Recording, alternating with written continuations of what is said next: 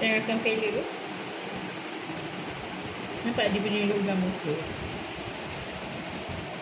Ini logam.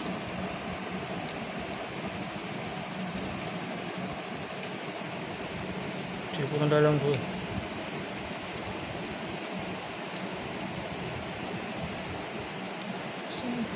Besar. Pakai gunting lah sama je macam tadi. Ni gunting ni. Pakai pisau. Ish, ganas sangat dia rasa. Betul aja rosak habis terburai.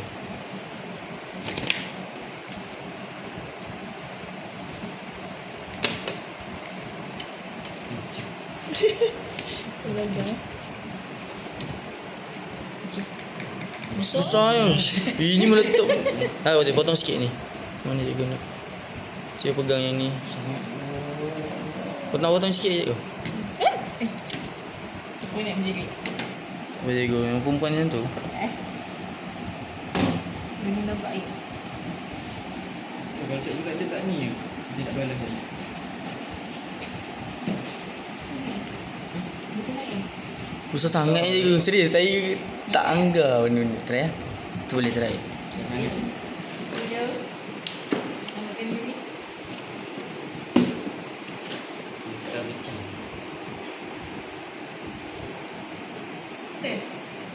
Jauh sikit. Kira memen suruh semua. Musuh jauh, kita dekat pasal sikit. Saya je. Tak boleh ke? Wih. Dia relax je, relax je.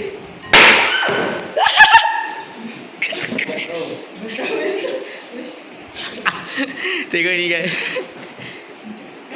Rakam. Okay, so memang saya tak kisah. Cuba dah. Bau dia bau macam simen. Cuba dah potong tadi. Lesap. Okay lah.